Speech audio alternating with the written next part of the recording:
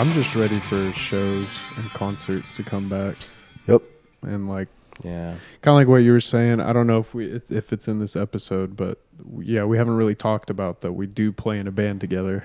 Yeah. Like, for majority, damn near half. We've both individually played music for like half of our life, and I think that's the same for you, right? Yeah, like, since I was probably like 16. Mm-hmm. Yeah, 16 or 15, 16, 17 was like when it all began. Yeah. For me. So yeah, we all like Same.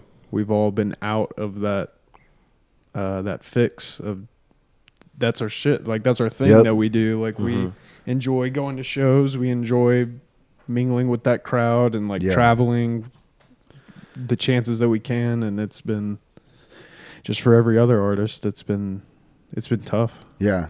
Like when COVID very first hit, it was like, I feel like so many elements of my life that were like normal were like missing. Mm-hmm. But then slowly it was like, okay, like let's get back to the world a little bit. Let's get a job again, and like let's socialize in moderation again and, just see people. Now, literally the only thing missing from my life is live music and shows and being active and touring and doing shit like that. Yeah. And that's like even since the very beginning, that was the thing that I wanted most. You know what I mean? It's like all the other shit, whatever, but like music is like my like bread and butter. You know what I mean? That's like what fills my, I don't know. That's just what excites me the most. So it's like, it's what I want to do. Yeah. And it's something you just can't, at least in the way that we are talking about going to shows and experiencing like live underground music, like very community driven, very specific genres. Like you can't digitize that in any kind of way. Right. I mean, like we, like our band, The Tooth, like we did a live stream type of deal and it was cool. And like, I think it went well and people watched it and they liked it, all of that. But it's like, this isn't anything close to being there in the room, being there like where the actual energy, it's just like it's tangible. And the more people get added or, the more that there's community present, the more that like that, just like those experiences with the music, like they mean more. Yeah. And you can't replace that in any other way except for like the real thing, being there with real humans. Yeah. It's a tragedy. I mean, I feel bad for it's us, so I feel bad for myself. Like we could, but I mean, I'm fine. Like I'm sad about it, but it's just like I'm in a different phase of my life where it's not everything in my life, and it was at one point. And so like for those people who are in that phase where they're like full-time, full-on focused, You're right. like that's where I just feel terrible, because everyone, you're already pulling the losing ticket. If you want to play music or if you want to play the type of music that we play, like you're now already it's like non-existent. Yeah.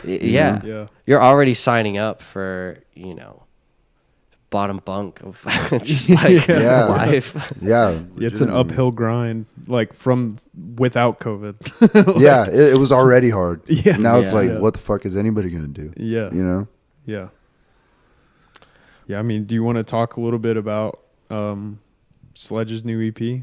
I mean, yeah, why not? Yeah. So this is your third release, right? I guess technically it's the fourth because our very, very first release was just a single. Oh, yeah. And then we did the EP, and then we did a 2-song like promo thing, and then we did Pitch Black Night. And so it's the fourth pretty much. Cool. Fourth official release. Well, I guess, I don't know. We released a single from the EP that we just did, so we've released music 5 times, but as a chunk of music, it's the fourth. Okay. Yeah. So cool. So did you record this like during like 2020, like during the when everyone shut down? Yeah, we started in September. Me and Eric started writing the whole EP when, well, the first song was done like maybe 2019. It was done in 2019 or 2018. I can't remember which year it was, but the first song was done way back when. Him and I linked up November or December of 2019, and then we wrote the rest of it, and then started recording it September 2020. So COVID was like already happening. Right. And it was kind of weird because like I had to go in there and yell into a mic, and I'm already freaking the fuck out. And so like I can't record with the mask on, you know, but yeah, it took us like a couple months to record just because we got really picky and blah, blah, blah. And there was a lot of shit that we needed to do, like samples and fine tune it or whatever. But yeah, I mean, COVID was already in full swing. So.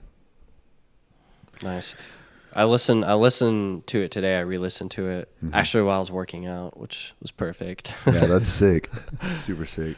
No, I mean, and I really like it. And I'm like, I was thinking about what, like, I know what your influences are. So personally, just cause I've known you for a while, but like if I didn't know you, like what would my thoughts be of it? Right. And, you know, like I really do hear, even if I didn't know you, like I hear that aspect of like new metal or just like 90s, like metal, like Korn type of, like there's just a few of these parts and vibes and beats kind of sprinkled in there that's really reminiscent of that in a way that is cool, but it's also like I think not everyone would pick it up. Like it might sound kind of unique to some people, but for me, that was definitely like a tangible.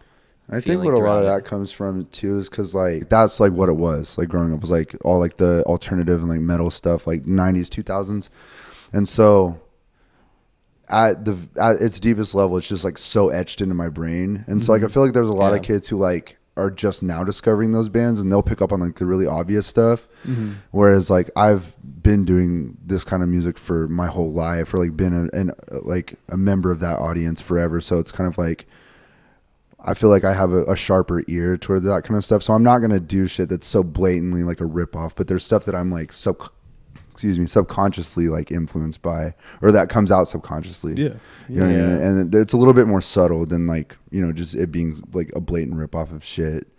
Cause like, I don't know. I mean, even outside of Sledge, all the music that I've written kind of has that bouncy pulse to it. Cause that's just my favorite shit. I like stuff that makes you want to jump and, you know, just stuff that sounds good when you're riding in a car or whatever, you know what I mean? Stuff that just feels good to listen to. Yeah. And so being able to put that in, what like before A Pitch Black Night came out, it was like a lot of like metal core like breakdown music and blast beats and all that kind of shit. Just throw some bouncy shit in there too, and then it'll be like my musical handprint on it as well, because like I never wrote any of the old stuff, but I wrote a lot of the new stuff with Eric.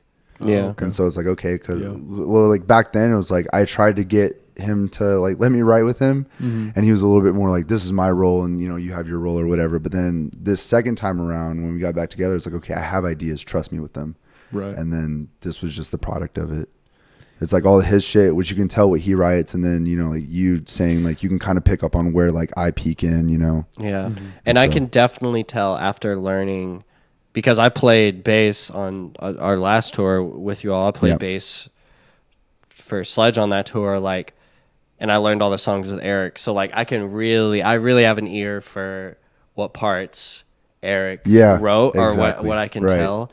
But then I could also tell that like, okay, there's like I could tell that there was some idea sex happening there. That like there's some other people's riffs snuck their way in. Definitely. And that's good. That's where the best stuff. That's how best stuff gets made. Yeah, I mean, I think that's the natural progression of a band being together for more than probably like 3 years, 2 years, something like that. Yeah, because like it does seem like at first it's like people have their roles. It's like when everyone's kind of getting into the groove of like, okay, this is what the band is, and you're kind of figuring it out. And then once you kind of get your own method down of how you stay in your lane, it's like you start wanting to kind of blend it. And that, I mean, that's happened with the Tooth too. I mean, you write songs, Vinny writes songs. Like Vinny's written most of the riffs over the last few years. Like it's kind of just naturally, but that's just because like there's no boundaries for us. Like there's no rules like on who writes what, but it's more that just Vinny,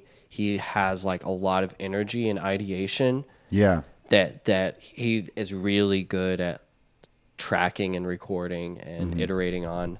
And like me and Chris have had better days with that type of stuff with like right like actually like we'll always come with riffs, but like developing them and like putting them together and like actually getting a real song structure together, like that's a weird thing, like how you can't really learn that. I don't know, like that's a thing that you just have to figure out. Like you have to listen to music long enough to know like what's an appropriate smorgasbord of like riffs and sounds and beats to put together to where it makes sense enough, but like sounds natural, sounds real.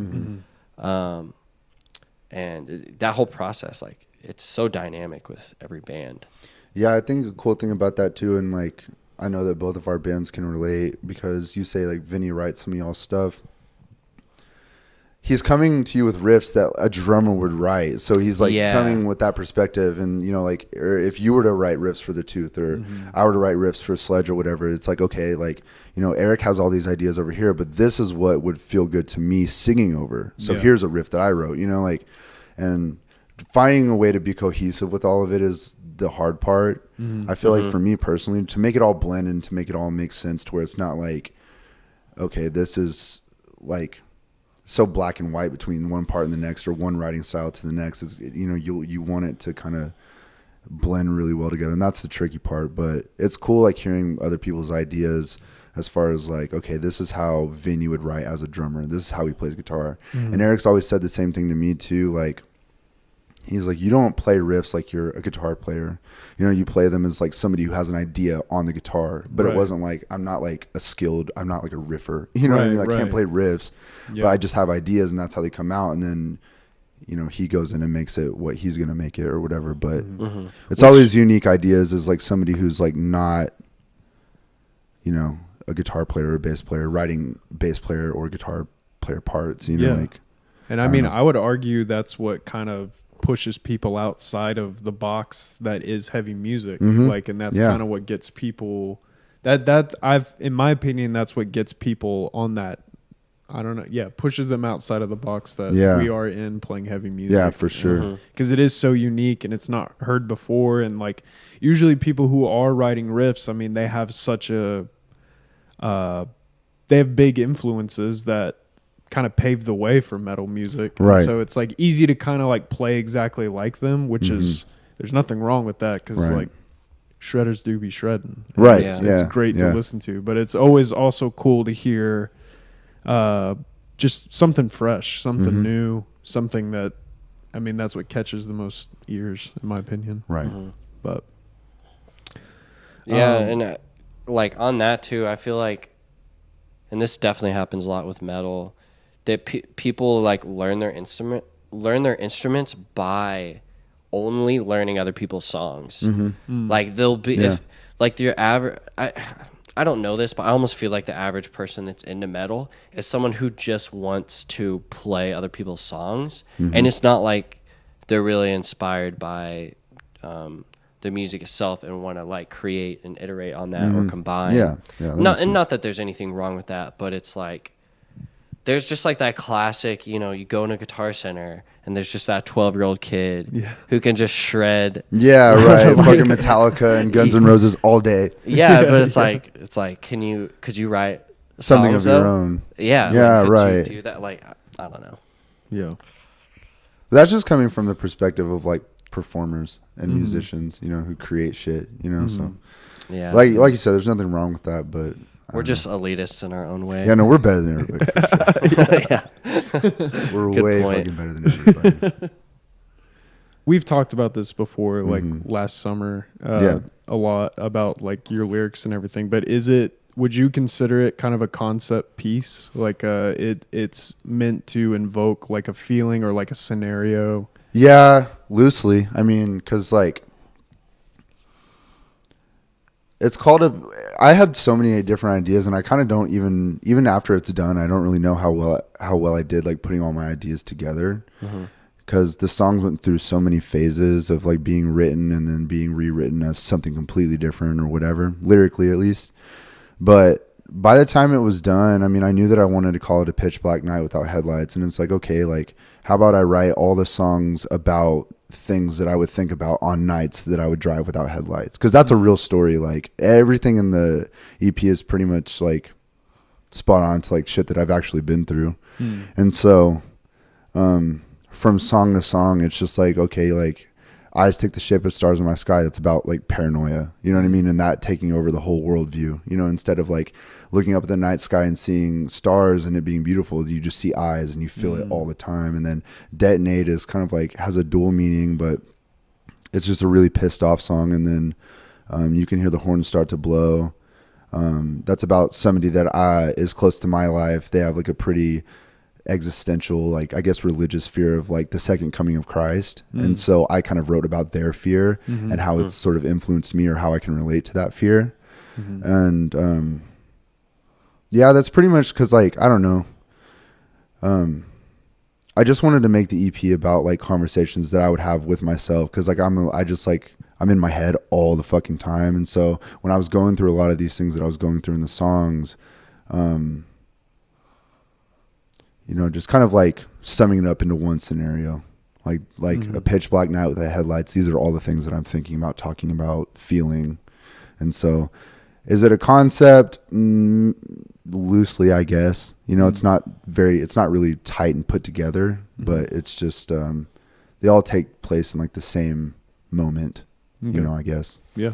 No, that's cool. I hadn't really heard that, but like I kind of got that vibe, and like I'll never forget like you telling me that you have this, you like listen to certain songs when you're in certain places, or you have like you have a location, like just like songs or location playlists and stuff like that. And just imagining like, I don't know, there's something about especially here in Oklahoma where things are just like big and empty and there's long roads, and you drive home on the highway and there's no other cars, and you can just drive without your headlights and it's dark as fuck. And like I don't know, it is a certain type of vibe that's like really like I felt that was pretty clearly communicated. And just as much as I was telling you about like my like musical, like there's like locations and like songs for those locations, there's a location for the EP too, like where that takes place. Like, and I'm not ever going to tell anybody where it's at, but you know, like there are spots that mean a lot to me, and a lot of that comes from music. Most of it comes from music, and it's kind of cool because there's spots all over the city that I'm like, okay, this spot reminds me of this song, so I'm going to listen to it when I go there. You know, and that's like everywhere over the city. And now I have songs that I've written for places in the city too. That's so cool. I want to make a fucking map. That'd be sick. Of just like different parts around the city. Like, okay, you listen to this when you're here. You listen to this when you're here. You listen to Sledge when you're over here. You know, like whatever. That'd be a cool app, honestly. Yeah. Dude, you could make. Good idea. As you were explaining this, my mind is turning on how you would like use GPS location to figure out like if you're in this square mile, then queue up this song on the playlist. Square mile. Dude, that's crazy. Or like experience. I don't know what technology would, you know, make this happen, but you know, having like pull up an app or like maybe LinkedIn with Spotify or whatever, and have like artists go to where like they think their songs would take place, and so when you're driving through, you have this app on, the song starts playing. That'd be sick. Oh, man, we've got some ideas. See, we're better than everybody. We've got fucking ideas, dude. No, places are really important to me. Songs are really important to me, and just the association between the two. I mean, I can see certain things, like not even locations, but I can have certain views in the city. Like, okay, I know what to play. You know, and I'll think about people or places, you know, like whatever. Yeah. And so, I don't know. I've always thought about making a map for like all the shit that I either have written or all the stuff, mostly the stuff that I've listened to, and just kind of going on a musical scavenger hunt around the city. Nice. But that's just like a peek into my personal life. I mean, everybody would have different places or whatever, but I've like daydreamed about doing that for years. You know, just making a map. Yeah. Yeah. Like, go here and listen to this. or go to this spot and listen to that, and then you'll know how I feel, or you'll know what I've seen. It's really personal. You know what I mean? I think that's a cool way to portray what's going on, like up there. Yeah, for sure. Because I mean, music is like my biggest. Like that's what I identify with the most. You know what I mean? And so, I just have. I don't know if you'd call them deep, but I just have like in-depth ideas like that all the time. The map being the one I think about the most. Yeah. You can make like the saddest scavenger hunt. Dude, yeah. In Oklahoma. Definitely, dude.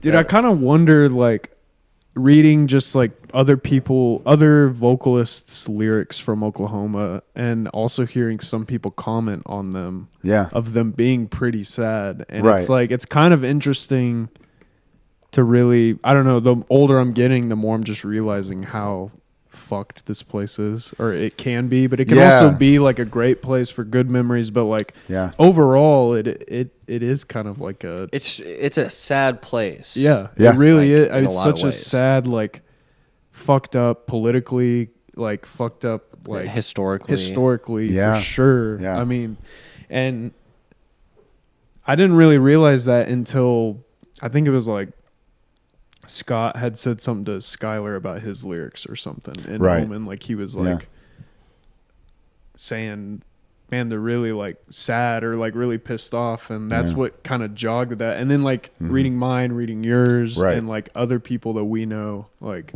mutually, it's almost kind of maybe not encouraging. It's encouraging, but it's also just like, it's nice to relate with other people in that way. It makes you feel less alone. It makes you feel like other people get it, and you're not the only one that's kind of going crazy here sometimes. Yeah, for sure. I mean, like for me, because like, let me get this straight in my head. No worries. Like I know how much this place means to me because I've grown up here my whole life, and then I've written music that I've written, and it being really like strong, like at least the last EP being very strongly based around my environment, you know, and how I am viewing my environment. And so, I mean, where you're coming from is going to influence you in one way or another. And then also like being able to relate and connect between you and your friends is really cool too.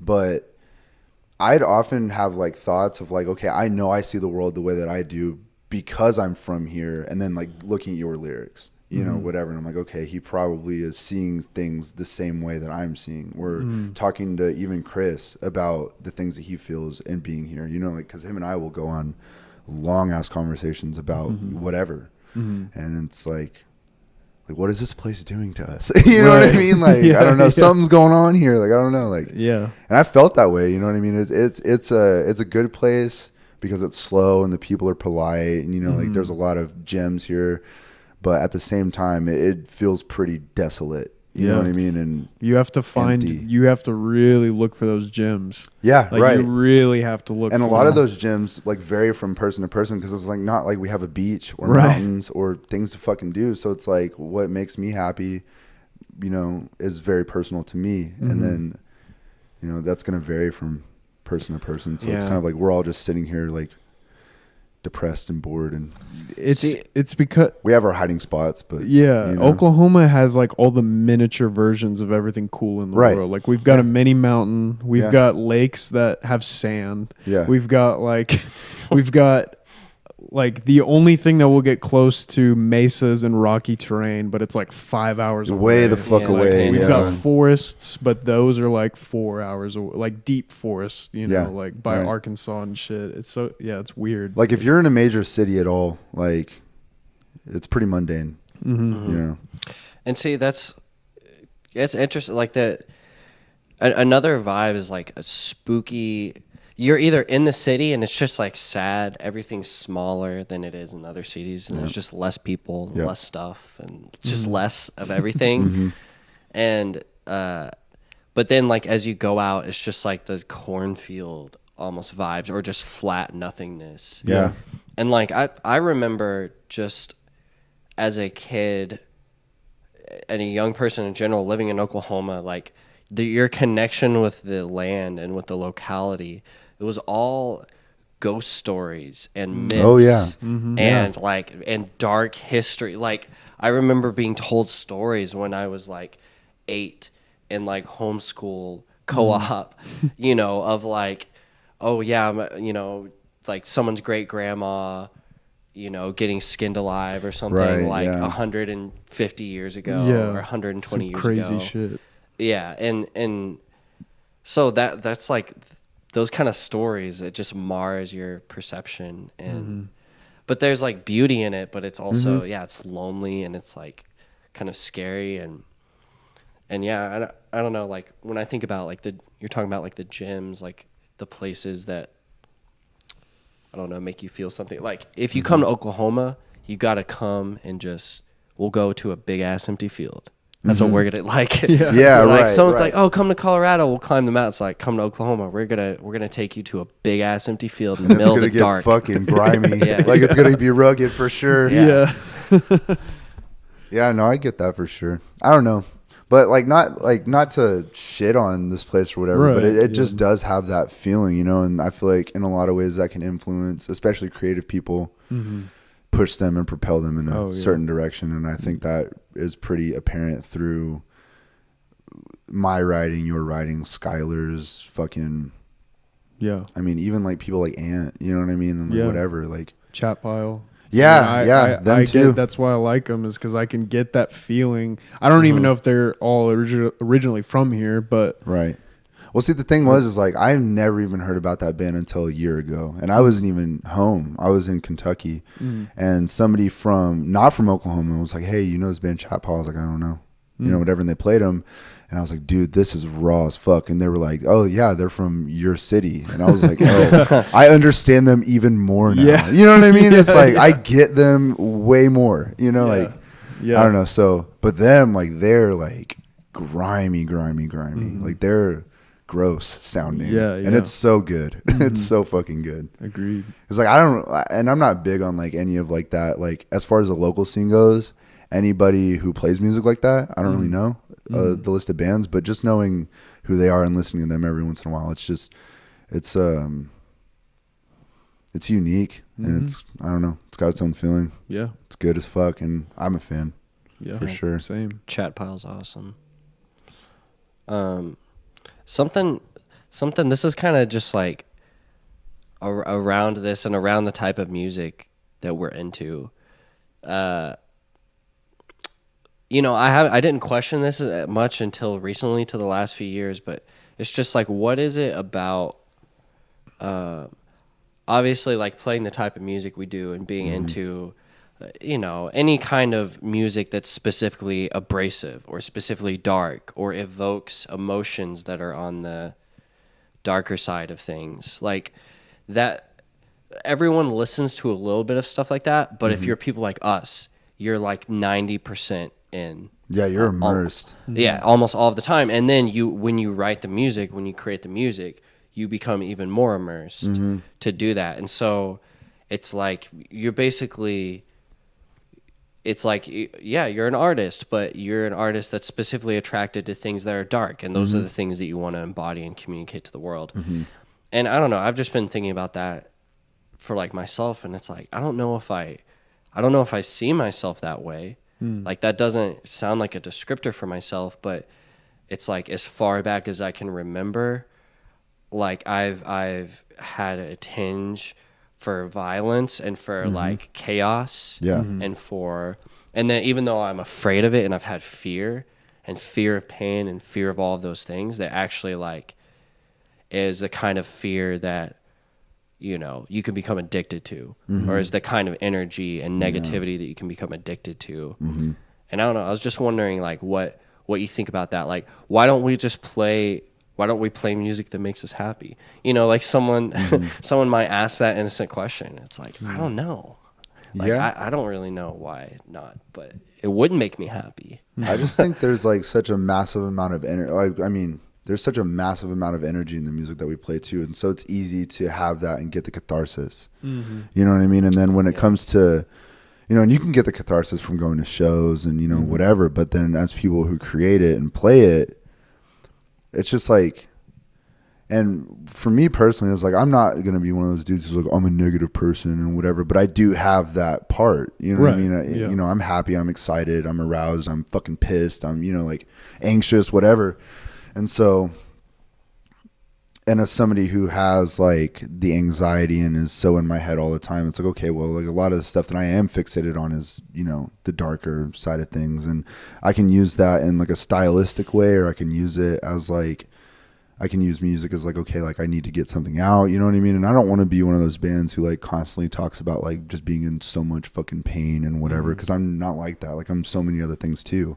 But it's just like when that shit comes out, like, you know it, you know what I mean? Like it's like the most uncut, you know what I mean? Like I could fucking like get on a stage and fucking bleed everywhere and puke and just be like, that had to happen, you know what I mean? Because I feel that way, you know what I mean? It's just like literally everything inside on a spiritual level is just like, it comes out so much more aggressively, you know what I mean? And so, and it just, you mix that with the music, I mean, it's just like, it's a perfect match. And just the most basic way to say it is, it just makes sense to me, you know what I mean? Like, it's just like 2 + 2 is 4, you know what I mean? It's just, it's mathematics, it just fucking adds up to behave that way and to express that way, because that's the way I feel. You know, and just being drawn to that as a kid, it's like something about it made sense, something about it. And it could have just been like a lighthearted, like, I'm a kid and I found something I really liked, but I've liked this music since I was like 3 years old. You know what I mean? I've always done it.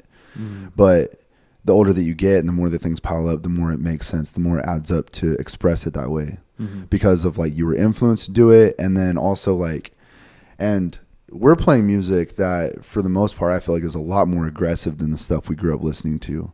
So it's like, okay, now it's my turn to turn it up and be loud and fucking do it my way. And that's just how it comes out. So.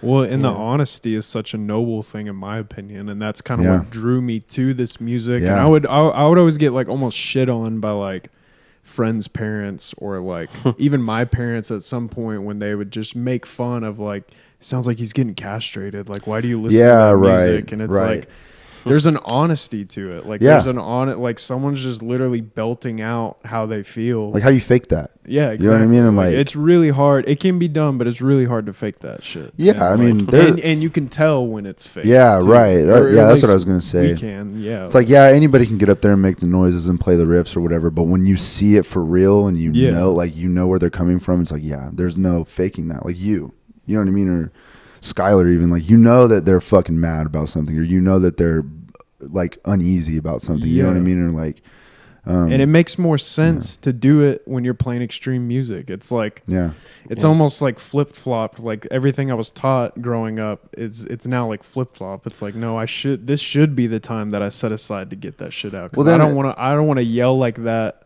at the like 5th person of the day that pisses me off. That's what I was going to say is like, how many opportunities are you ever going to get to fight, especially with hardcore? I mean, you could, you know, to each their own, but like, if you wanted to, like, you could go in there and fucking swing and stage dive or whatever and just completely let loose, and, you know, even punch somebody if you wanted to, you know, like whatever, you know, whatever the case may be. But then it's like, also playing that music, how many times in actual reality, in real life, everyday shit, are you going to get the opportunities to do shit like that? Yell, fucking scream, jump around, act like a fucking animal. And I just think we got lucky finding like just the avenue that feels the best, and it being so accessible, minus COVID. But, you know, like I said, it just adds up. No, that's true. And jumping back to the Oklahoma thing as well, like, it makes sense. It makes sense in that perspective, because like, when you're, you know, growing up here, like, for me, there was nothing for me, or I didn't have a sense that there was anything. Like, music was everything I loved. It was everything that just like made me excited and took me places that I never was able to go in my world. And, you know, to think, and we've kind of, we actually talked about this first episode a little bit, just like very, very early, like being a teenager and like going to early shows and wanting so badly to be involved in music. And for me, like, like you're saying, it's just etched so deep. If there's no chance for you to succeed, in the games that the world has set out. And that's something I related to for a very long time. Like, if you can't play the school game and work out, or play the social game and it works out, or play the money game or anything, like, then you're like, I just want to express myself. And like, these underground music scenes can like really be a home for people like that. And yeah, like, let out your aggression, or let out like that primal nature that we all have, because we're socialized and we're institutionalized and like taught that we need to always be polite, and that you shouldn't raise your voice, and you shouldn't do any of these things. But it's like, also, we're bred out of violence and misery for 10,000 generations behind us, and like, that's what it's in our genes. And so we have to get out, and you know, it makes sense to express it. And for me, like, that's what gets invoked for me when I think about this strange dance of the darkness and the sadness, but the beauty of it. And you know, and I like that you mentioned that it's not like, and some bands are like this, that the sentiment is just like total hopelessness, like completely giving up on everything, like powerlessness, and that, like, I've always liked your lyrics and your approach to it, because there was no beat was skipped, nothing was not talked about in regards to dark topics, but it was also like, there's a sense of, you're not giving up autonomy or giving up your responsibility in the world to just, like, I don't know, not just accept everything and give up. But to say, like, this is what it is evil, it is dark, it is terrible, or whatever, but that, you know, like, I'm taking that on because it's a part of life. And whatever that, you know, strange dance is, like, and that's for me, that's what inspires me. Like, I want to talk to people who have gone to the dark side completely, all the way, but at the same time, I see myself as a happy person. Like, I want to be a happy person. Like, I feel, or playing the music, listening to music, you know, listening to your release today. Like, I was happy. I wasn't thinking like, oh, I'm so sad, I want to, you know, do this and that. And it's just a strange paradox in that. But well, because, like, you know, it comes off as like really violent and aggressive or whatever, but then it's like, for me, and like I said before, is like, it's a catharsis, and part of finding, that's a good word. Part of finding the catharsis is like the solution after. Like, you're not just exploding and going crazy to just explode and be crazy. You're doing it to feel better. You know what I mean? And so, if you're doing it to feel better, there's a whole other side of you as a person that can be excited, can be happy, can be romantic. You know, whatever. The list goes on. And it's like, I'm not somebody who leans more one way or the other. Rather, like, I'd rather utilize when I need a dark side, a light side, or positive, negative, whatever. And music is a good exercise in doing that. And it kind of goes off like into other realms too, because like, even on a social level, in the way that I carry myself as a person, I don't try to be one thing or the other. You know what I mean? And I think walking around being fucking bummed out and being negative all the time is a fucking cop out. Like, what are you doing? You know what I mean? But then at the same time, I love it you put it that way. It's a cop out. And like, I think I see a lot of like younger kids and younger dudes in the scene that really like, it's like they get influenced by this, but they don't quite get it. And like, that's their attitude. And it's almost like a costume just to be the one to say like, I care the least.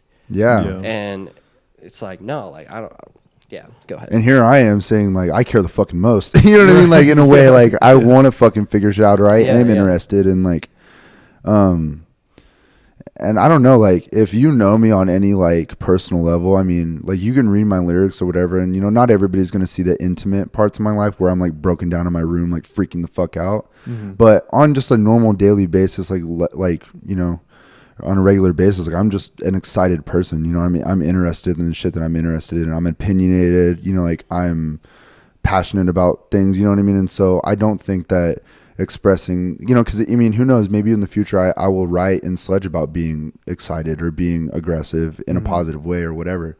That could happen. I don't want to be so doom and gloom all the time, because for one, it gets old, and for me as a person, I'm trying to figure out why the fuck I'm here. Music is a good way to do that in a way, or it can be a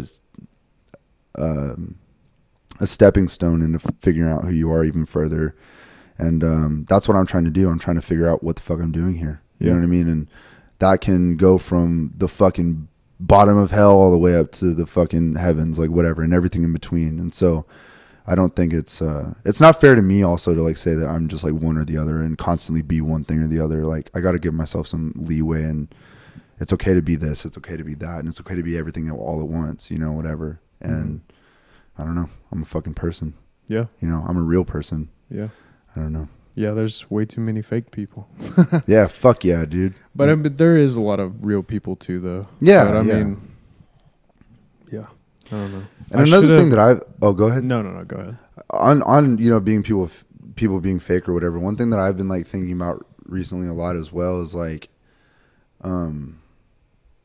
because I get in my head about like social shit sometimes, you know, whatever, and not in a way that's like it's crippling, but it's just stuff worth thinking about, you know, stuff about people that it's worth thinking about, or about your role in your world, you know, stuff that's worth considering.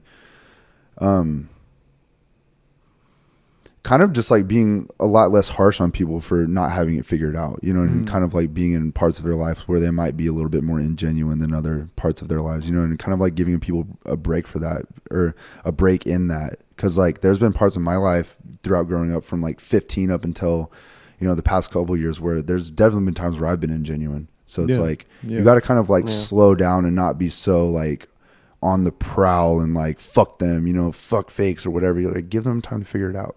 That's just a side thought that I've had, like, and something that I've been thinking about a lot lately is just kind of like being a little bit more patient with people and them figuring it out, because we're all young. What the fuck do we know? You know what I mean? Like, but yeah, people who are like straight up like fake and like crisscrossed and backwards and shit, fuck them.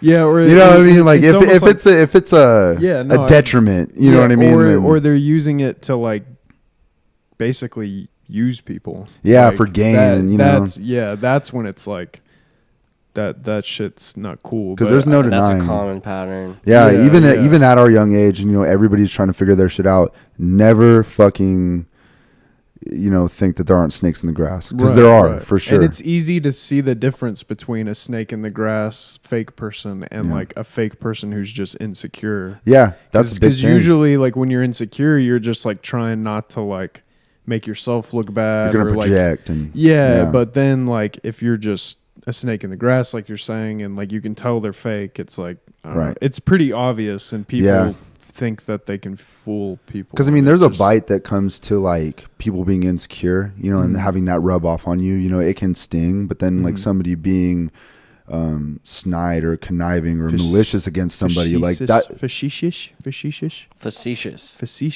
There's a certain venom to that, and it feels a certain way. Like, you know it when you see it. It's like, okay, they're not being true and they're being malicious, you know, whatever. Yeah, or you get burned one too many times. Exactly. Like, right. Yeah. After like the third or fourth, you're like, oh, okay, this is what it's like. Yeah. It's not going to change, you know, move on to the next, you know, whatever. But yeah, for sure. I mean, a lot of people operate off insecurity, and I've done it at times too. And it definitely has bitten people and, you know, been poisonous to others, you know, and, I don't know. But you gotta, like, you know, if I was still back in those headspaces where I was struggling that way, I would like for somebody else to be like, it's okay, like, be patient, whatever. And so I feel like that's kind of like the role that I have to play for other people. You know, not that I'm like invested in everybody's lives, but if, you know, if your life touches mine in any certain way and I can influence you, it's okay to be fucked up for a second. You know what I mean? Like, you know, and it's okay to like even hurt people at times if, you know, it's out of if you like, learn from it. Yeah, if you learn from it. And, exactly. Yeah, because like everyone's going to do that. And I love what you're saying about giving people space. Yeah. Because like I feel like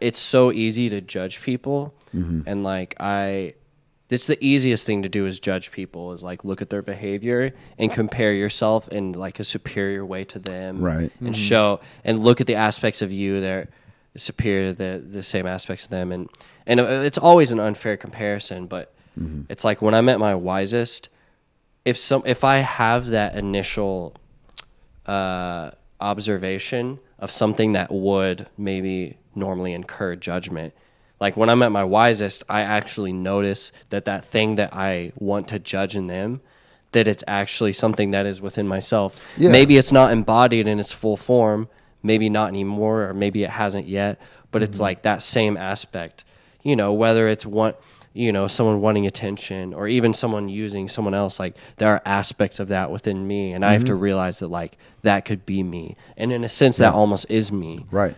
And like that's, you know, like that's how I want to react and want to like think of myself in relationship to others, but it's so ingrained and automatic to kind of like judge, and especially because we've all been fucked over so many times by people in our lives. Yeah, for sure. And it's hard to, as a young person, to do that because, you know, even at all of our ages, and we're all different ages, whatever, we're still young. We don't have the practice, you know, or we don't have decades and decades and decades of practice to kind of be able to slow down and, you know, not be too hard on ourselves or others.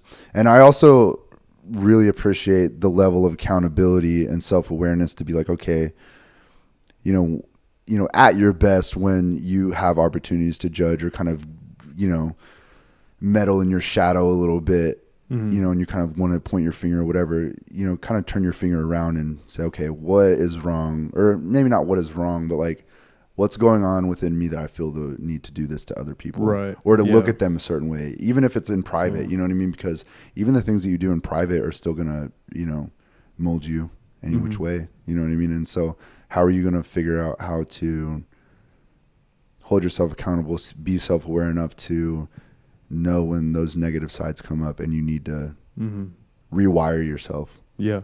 So. I don't want to get into politics because we already talked about like that we don't, but that it's interesting that politics kind of give that shade, or it like almost like puts up, politics kind of give people blinders to that whole concept you're talking about. I feel like where it's like you align with that political whatever, like then it's like instant judgment, and it's like you said, Austin, like the easiest thing you can do to judge someone. And it's just, that's also a cop out of like judging people for a political thing that someone else came up with. Like, I don't know. Yeah. I mean, judging people on almost anything really is kind of like, it can be a fucking cop out. Because it's like, I don't know. See, I had a thought, but I lost it. There's an old quote that's like, it's slightly different, but I have a version myself. The quote is, praise specifically, criticize generally. But for me, I'm like, praise specifically, criticize personally. And for that's how I want, like, I want to, like, the criticism, I want to see it within myself, because it's all there. There isn't a list, a general aspects that people have, you know, the general emotions and experiences that we have, like, they're all there in all of us to certain degrees. And and I mean, I love what you said about that politics. It does that. It has us putting up the blinders and seeing the very tiny, tiny little differences that we have between each other, rather than the enormous overlap of things that we have in common, you know, which is why it's such an effective weapon to use against people, to have them hate their neighbor. Yeah, and that's exactly why we don't talk about it. Yeah, for sure. I mean, like... But talking about it at the meta level, like this, that's different. Cool that's different. Whether it's like political or social or whatever, when it comes to judgment, I mean, like you were saying, it's the fucking easiest thing to do. It's like almost like instinct. Well, I mean, I guess it kind of it kind of is instinct, you know, whatever. Yeah. And there's been so many times in my life where, and I think that judging people kind of falls into this, where, you know, I guess like being the bigger person or whatever, you know what I mean? And being accountable and self-aware, blah, blah, blah. Trying to figure it out, trying to be the better person or whatever. I don't know. I think if it's easy, it's probably wrong. I don't know, like, you know, in a way, like, I don't know. Like, that's a good heuristic. And like, nothing's free. I don't know. I think that I'm trying on a personal level, and, you know, everybody's on their little missions or whatever, but I'm trying to figure out the way to be the most righteous. And I'm not like religious or whatever, you know what I mean? But just to carry myself and conduct myself in a way, and, you know, you can't do any of that without getting grimy. So being face to face with, you know, judgment and, you know, spite towards others or envy or jealousy or, you know, whatever, hatred, insecurities. It's all good shit. Like fucking being able to talk about it, express it, and then also being at terms with it is a fucking big thing. Oh yeah. Like knowing how to be at terms into you, because I mean, just as much as, you know, we've been talking about judgment, I also think it can be a utility. You know what I mean? It can help keep you safe from other people. I was you know literally what I mean? just about to say that. It's just like, it's a tool. Yeah, I know it. And so many parts of yourself in a negative way where people kind of shy away from judgment or shy away from hatred or anger or whatever, or anxiety. You know, I don't think, and like how I was talking about before, like being somebody who kind of is a mix between like positive and negative, knowing when to pull those negative things out at the right time, using them as tools, judgment being one of them. You can save it and protect yourself a lot. You know what I mean? You know, don't judge and, you know, always have your finger pointed outwards or whatever, but, you know, you judge when the time is due to judge somebody, you know, for being awful or for being great. Or judging like a dangerous situation. Or exactly. Like, you know, like kind of, you know, it's good to have that strong judgment. It's almost like you should reserve that super strong I wonder if super judgmental people use it so much. I mean, they do. It becomes a detriment because they're just cynically judging everything. But you could reserve it for, I don't know, any social situation when there's someone that you can obviously tell from that reserved judgment. You're like, that guy is going to be a problem. Like, we should probably leave. Or like, whatever the situation may be. Yeah, it's good to reserve that harsh judgment for something. I mean, even me and you, we've been in situations like that. Like that one time we were all, our group was skating downtown, and that dude pulled up, and he was like spazzing the fuck out. You judge somebody like that, and then you back off. You know what I mean? Like, the best thing to do. I mean, I don't know. There were plenty of us versus one guy. But still. The fact that one guy was talking to like 7 or 6 of us. Right. Kind of showed that like he was prepared for something like that. So then it's like at that point you kind of just have to kind of what you were saying. Like, exactly. Something's not fucking right here. For sure. Because a normal mature adult man would just keep driving. Like, you know, fuck it, who cares? Yeah, you know, grow up. Yeah, exactly. But yeah, I don't know. Shadow work is like a big idea of mine that I have, and that like talking about things like judgment or whatever, just knowing when to use certain things, because I don't necessarily agree with, you know, being somebody who's like, I'm a fucking saint and I never do anything wrong and blah blah blah blah blah. Whereas like somebody like me, and I'm just starting out, like I'm not even good at it, you know, I'm young and I'm without practice, but the more I practice these ideas that I have, I think it'll lead me to being a better person, because it just feels correct to me to kind of be at terms with the dark side or whatever, you know, and like letting it pop up in your life when it needs to pop up, because violence can help you, anxiety can help you and keep you safe, anger can motivate you, you know what I mean, judgment can keep all the people at your table the kind of company that you want at your table, you know what I mean, like you just don't do those things to where they're, you know, we said it before, being a detriment to you. You don't do it to where they cripple you or harm people. You know what I mean? Unless, you know, for whatever reason it needs to happen. If it needs to happen, then, you know, bring it out when it needs to. But I don't know. It's like a martial art. It's like a mental martial art. Yeah, right. That's the real MMA. Well, mental martial arts, fuck yeah. No, and I mean, there's, you know, like a popular idea that people who are truly effective, people that have the ability to be effective in a good way, in a positive way, are the most dangerous people. I love that idea. Like I love that shit.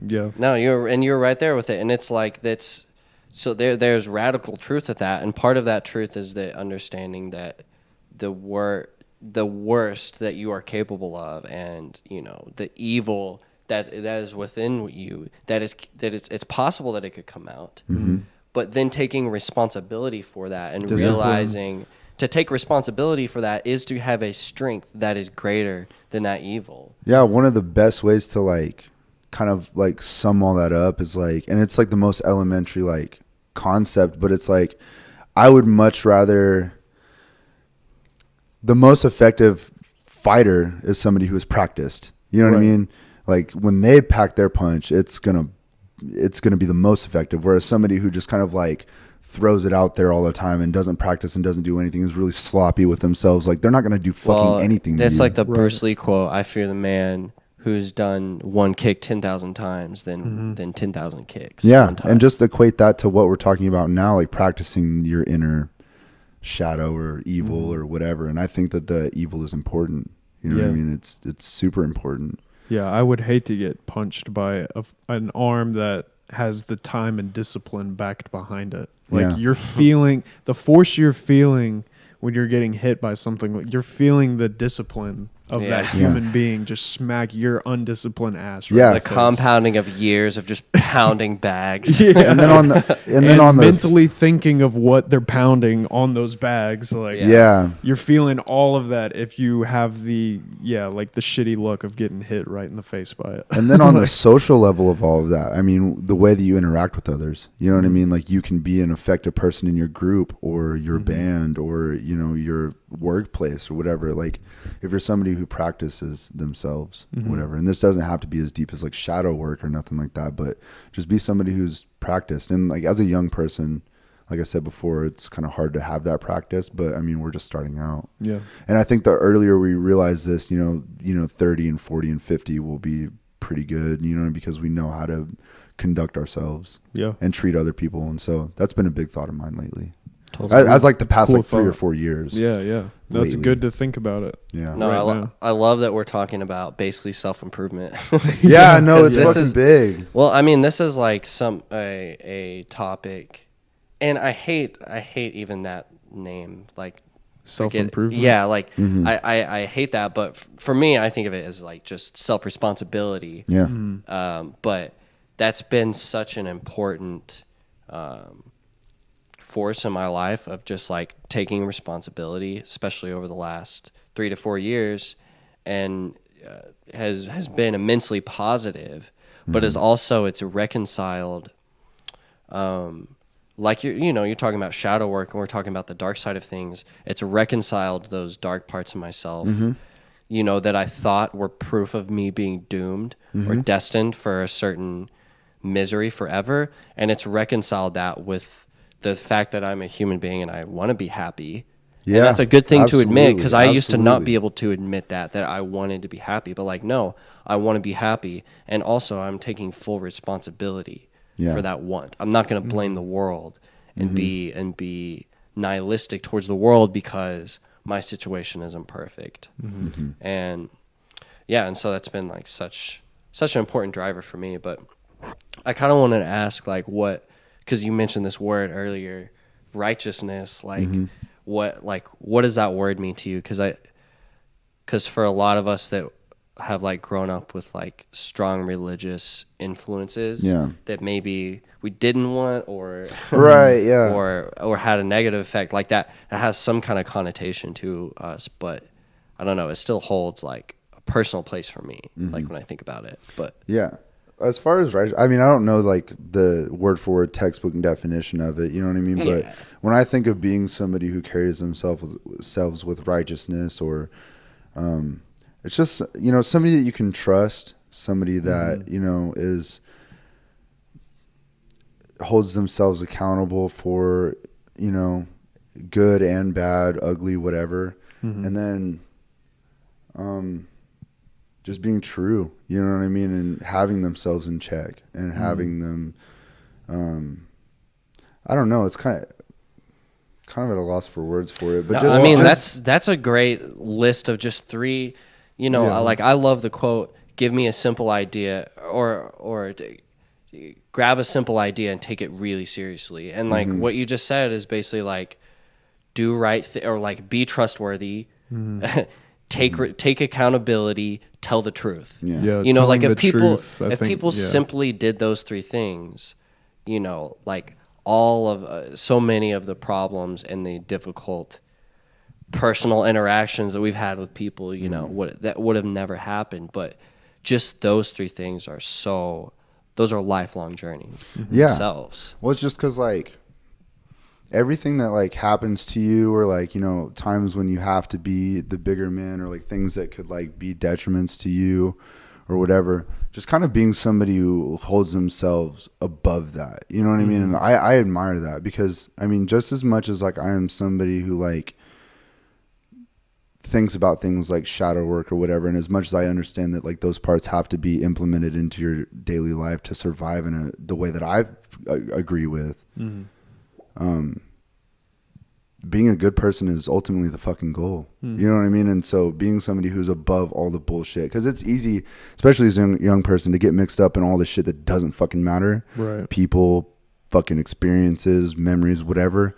And all that shit's going to happen to you. But, you know, just finding a way to be above those things and to, you know, and I'm a rowdy ass 23-year-old, whatever, but just to be somebody who like within themselves has that certain level of like grace, I guess, you know what I mean? And that have that trustworthiness on, you know, with himself or herself and within their friend group or whatever.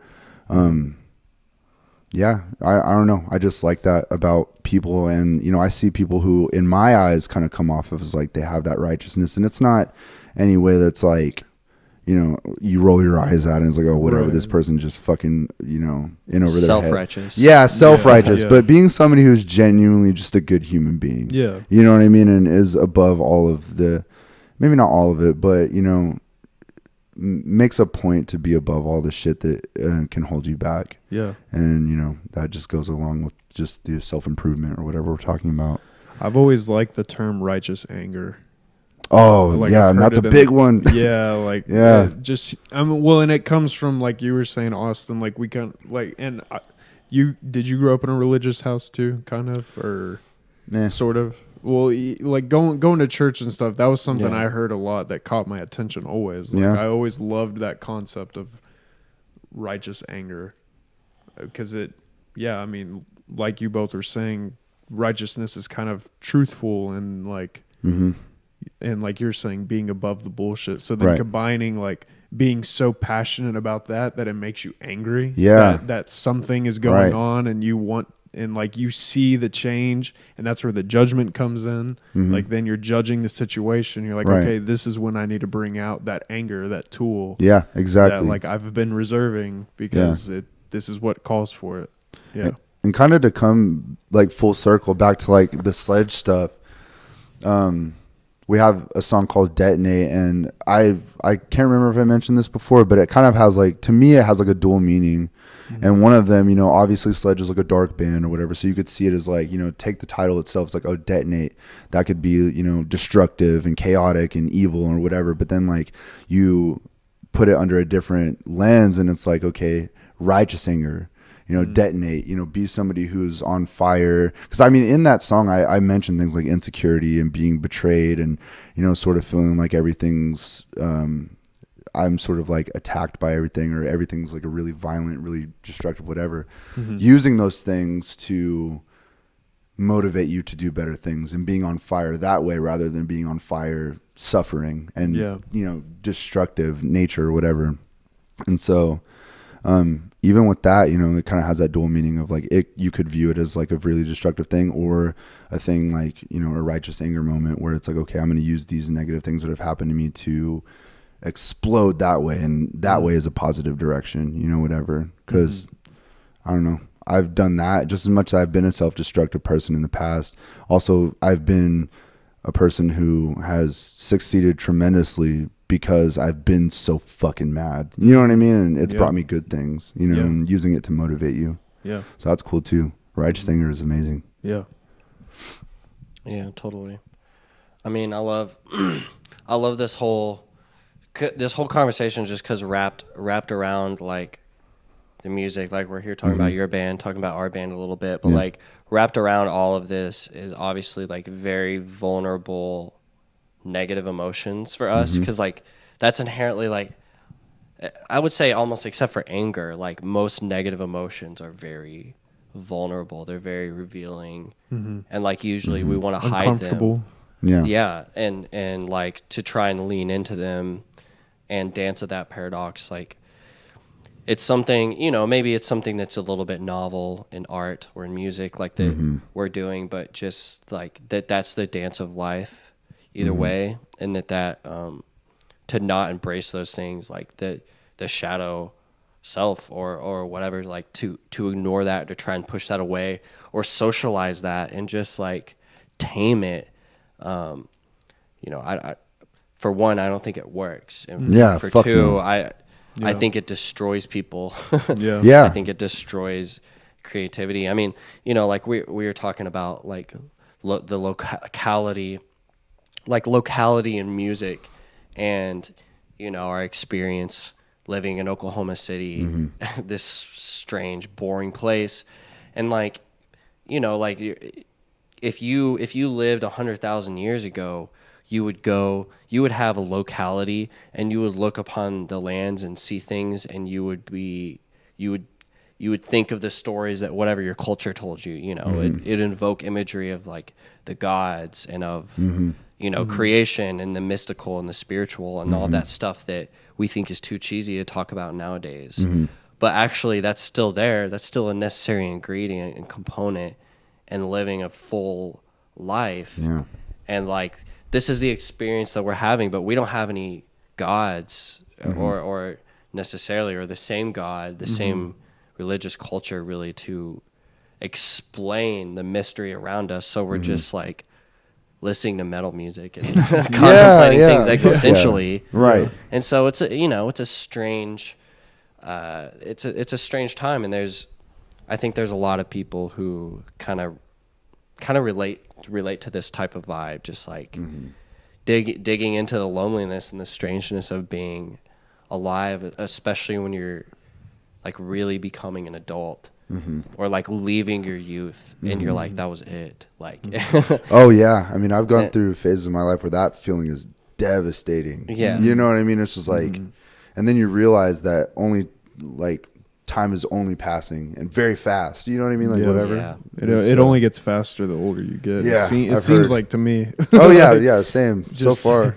Like, yeah. Before we get to the end of this, Sledge has toured like a decent amount, right? Before in the past, like y'all were hitting the road pretty hard. Yeah, we did like a couple years ago, right? Yeah, our biggest year was 2017, and I think we did maybe 6 or 7 in a year.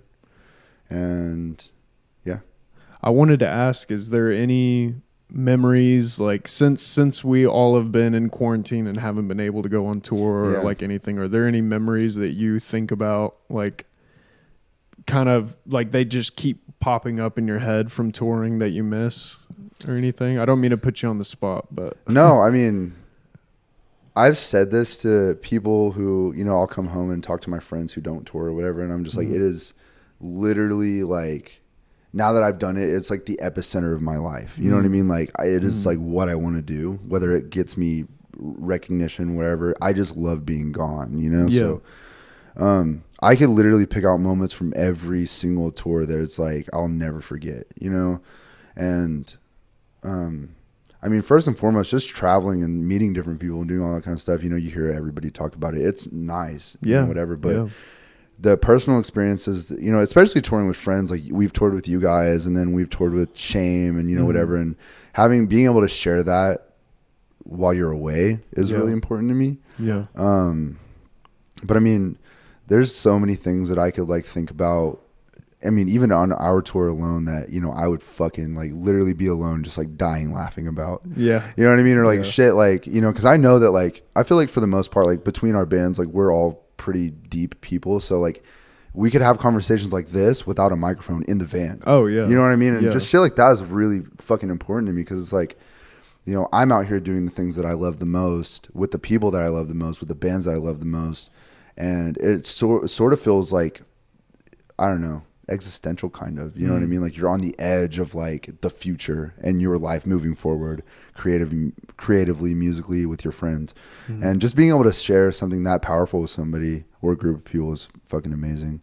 And so that's kind of like what it brings to me now. Like touring isn't always just some like grand existential experience. Sometimes it fucking blows. Like it's gas stations and it's fucking, you get sick on the road or whatever, or you tour with a band that fucking, which luckily in our case is it's never been the case for Sledge, but like, you know, you could tour with a shitty band who doesn't give a fuck about it, or like, or you get like multiple flats in a row. Yeah, like, just shitty things that happen or whatever. All kinds of shit could happen. Yeah, it's really, if you examine the moment, like we think back about it and we're just filled with butterflies, but if you really dig into the details and go moment to moment, you're like, actually, most of it is bad. Well, most of it is look at our tour. The very first, like, before we even got to the very first show, you lost your phone at that stop. Yeah, like, we didn't even. I don't even think we might have been. We might have been out of the state, dude. Barely. I think I was actually trying to remember the other day what tour that was. Dude, yeah, and the tour before that, I left my wallet, and damn, that's like, literally a one. That's what stop town. I was getting confused because it happened to one other time. Yeah, no, I mean, like as fun as it is, man, like there's such a high level of anxiety the whole time because it's like shit could go wrong. You could lose stuff. You're spending money all the time, and you're never.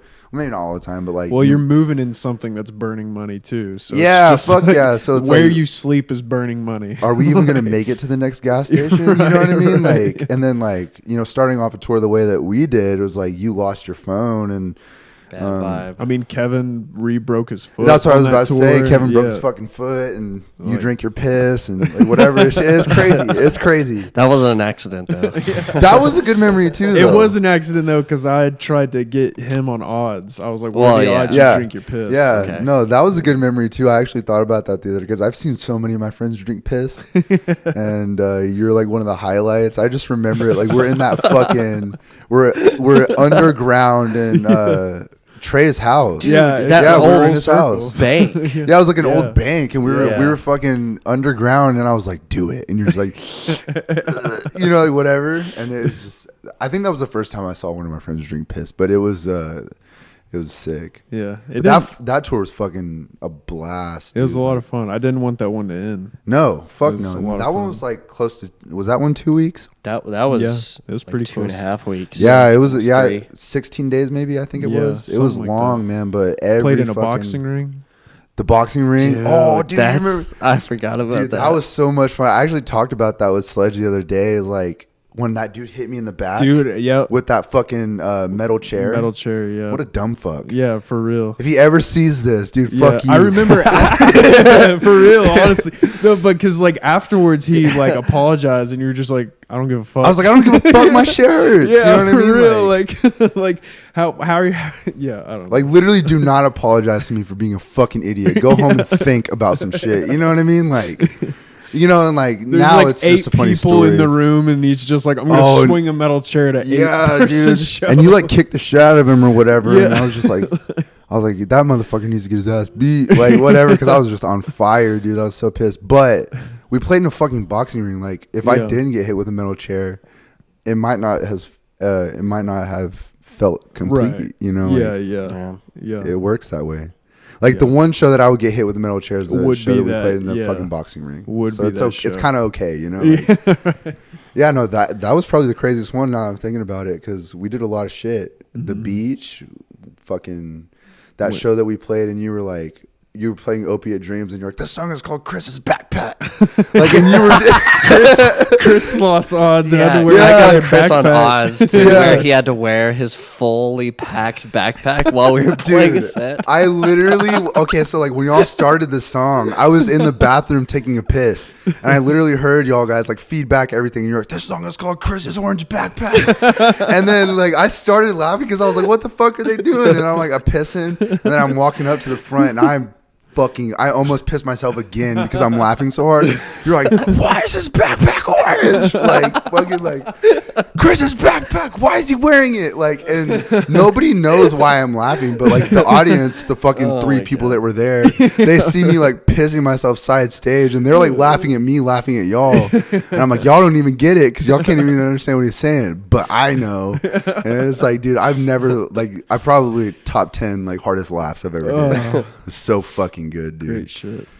Yeah, no, that the whole tour was fucking blast. I feel like sharing the van was also fun. Oh, it was great. I was kind of worried about it at first just because, like, you never know. Because, like, I mean, we're all friends, but, like, put them in a van for 2 weeks. How are we going to? I mean, that definitely means, I mean, like, we even have a hard time sleeping in the van when there's just 4 of us. Like, right. Vinny and I have slept on the roof plenty of times. Right. And, like, so it's a no-brainer that whenever we were doing that, we were like, oh, we're definitely not sleeping in the van. Yeah, for sure. But, I mean, as soon as we all got in the van, I mean, it was just like, bam. Yeah. Oh, hey, we're fucking friends. You know what I mean? And so it was like nonstop fun. I mean, we got stressed out every once in a while, sure. But it was a great time. Yeah. I've never shared a van with another band, like at least on the road. I mean, really? Shame and Sledge have like toured, well, not toured, but, well, we have toured, but just done like one-offs to like San Antonio and back or whatever. That's one thing. But being in a van for 2.5 weeks with another band is another thing, you know? But it was good. It was great. Yeah. We wouldn't have, I mean, really been able to do it with anyone else. There's only one other band, which is Falsa Youth, which was kind of the same situation. Yeah. We were friends with them beforehand and like knew them for years. And I think you guys and the Falsa Youth would be the only bands I would feel comfortable. That's what I'm saying too. Is like I'm not gonna just do that with any other band. You know what I mean? Yeah. Like if we're like close and cool and it can be fun, known each other for a while. Yeah, then sure, you know, whatever. But not with just anybody. Fuck that. You know. Yeah. People are weirdos. Yeah, you know? Then you have to break out your judgment tool. Exactly. Like, there it is again. Like I don't fucking like that guy. He's weird. Right. You know? Yeah, for sure. Man, good shit though. Yeah. I hope. I mean, we kind of talked about this before we were recording. Like after COVID, like when shows come back, if there's going to be some kind of a rebound, but. You know, I really hope. I mean, I don't have any expectations. I don't have any goals with music. I'm just trying to keep on playing. But, like, you know, we've got stuff that we just recorded and we're about to release it. Well, I don't know. I don't even know if we're supposed this year. I don't know. Whatever. No. Yeah, like, we're trying to release it in some way. And, like, I mean, I want to go on tour again. I want to play shows again. But it's also, like... Yeah.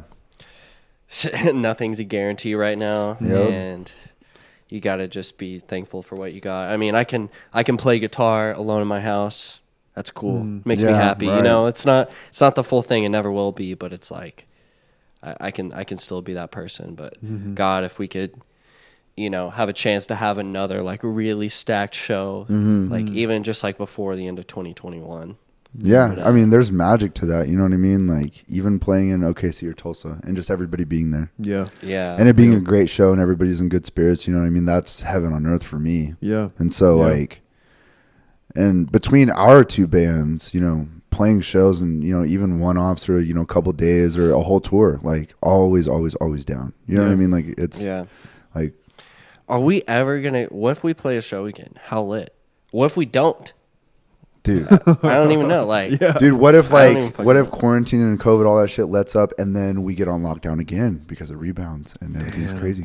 I mean, it's. What if we never play a show again? Fuck. What if we have to play shows with bubbles? In the bubbles, like those bubble moshing people. That would make moshing so interesting. I would fuck shit up. I would fuck it up if I was in a bubble, dude. Stage diving onto other bubbles, like you just roll on stage. But like, oh, dude. I don't know if I'd like it though. No, I wouldn't like it at all. It's like hard ass music. If you stage dived, you wouldn't be able to touch the ground. You would just be like, if everyone was packed in, bubble to bubble. But we would have to, like, we couldn't do that at like 89th Street or something. We'd have to go to like the Zoo Amphitheater where it's like plenty of room for chaos. Yeah, you know, bubbles at least. Fuck the bubbles. We're going into VR. We're putting on the haptic suit.